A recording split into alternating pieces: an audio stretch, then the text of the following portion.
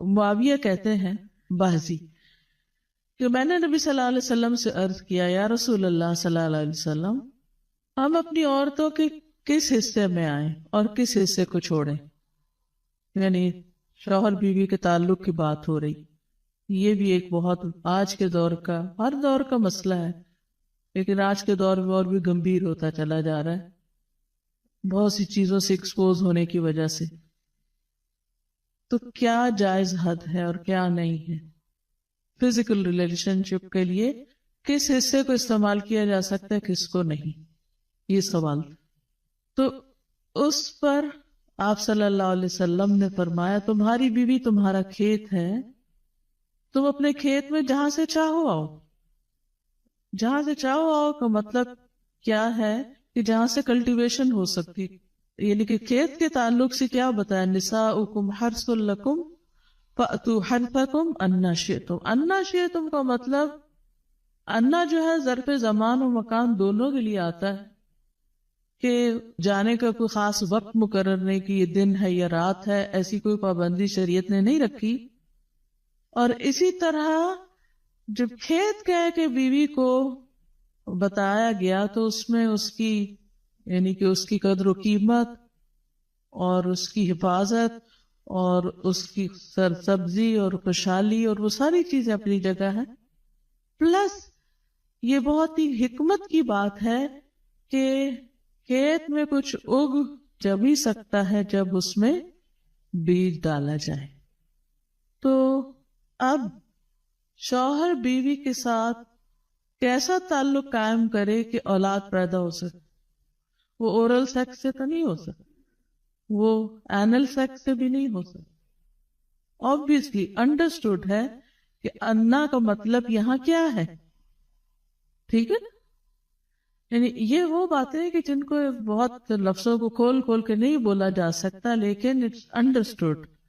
تو آپ نے کہا جہاں سے چاہو، یعنی کوئی رکاوٹ نہیں، ممانعت نہیں. اس کا یہ مطلب نہیں کہ ناجائز حدود فلان کے کہو کہ اس کی بھی ممانعت نہیں. البتہ جب تم کھاؤ تو اسے کھلاؤ، یعنی کہ شوہر خود آؤٹنگ ڈائننگ کے لیے چلا جائے اور بیوی کو کہے کہ بس گھر میں ہی پکا لو اپنے لیے اور کھا لو، خود صرف دوستوں کے ساتھ رہے. دس از ناٹ رائٹ. بیوی کو بھی لے کے جائے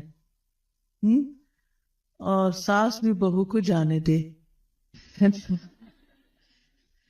جب تم کھاؤ تو اسے بھی کھلاؤ، جب پہناؤ تو اسے بھی پہناؤ کا مطلب یہ ہے کہ اب عید آئی ہے اپنے لیے سوٹ لے رہے ہو تو بیوی کو بھی کچھ لے کے دو. یہ ہے ایکوالٹی ایک طرح سے. اس کے چہرے پہ نہ مارو، اسے گالیاں مت دو، ابیوز نہیں کر سکتے. اور اسے قطع تعلقی اگر کرو، یعنی ویسے تو نہ کرو لیکن اگر کرو تو گھر کی حد تک رکھو، کک آؤٹ نہیں کرو، گھر سے باہر نہیں پھینکو، گھر سے نہیں نکالو. کیونکہ بعض شوہر کہتے ہیں نا، فون پہ کہہ دیتے ہیں گھر چلی جاؤ ماں باپ کے، میں تب گھر میں داخل ہوں گا، آؤں گا ہی نہیں.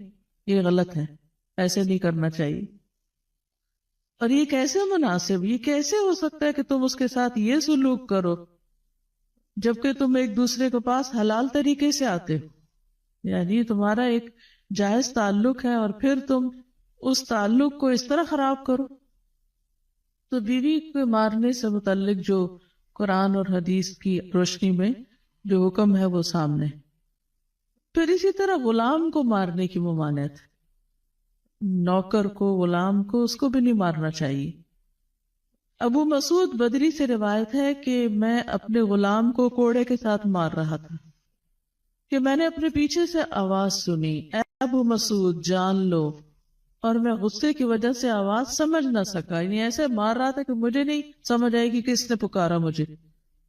جب وہ میرے قریب ہوئے تو وہ رسول اللہ صلی اللہ علیہ وسلم تھے اور آپ فرما رہے تھے جان لو ابو مسعود، جان لو ابو مسعود.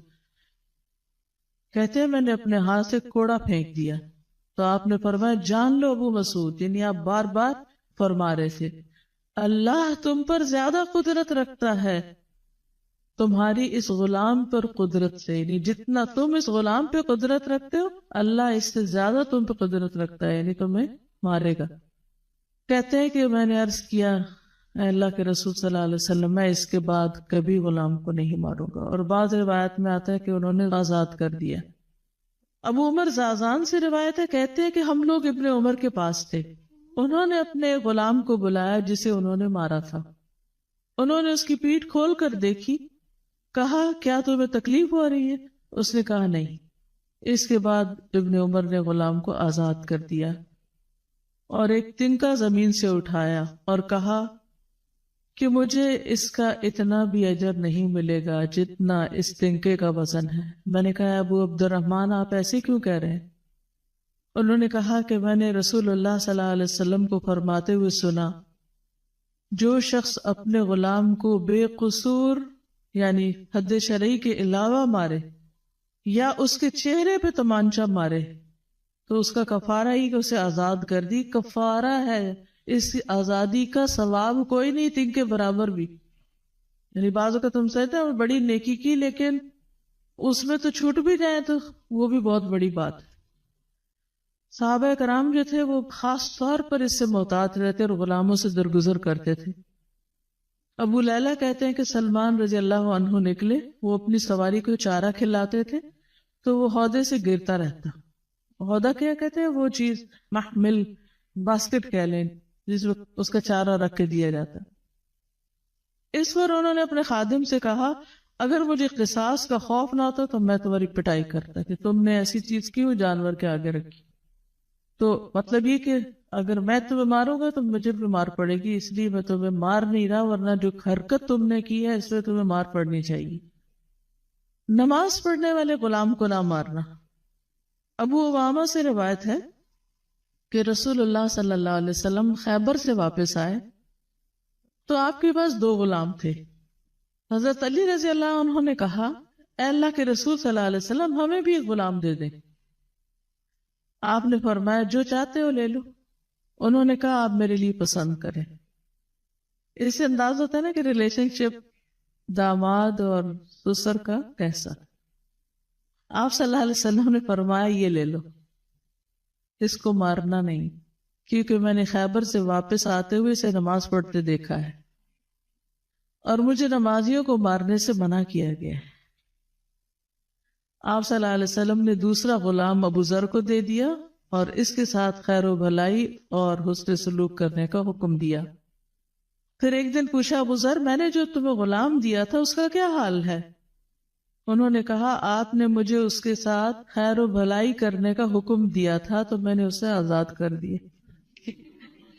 میں وہ خیر و بھلائی کر نہیں سکوں گا تو بہتر ہے کہ میں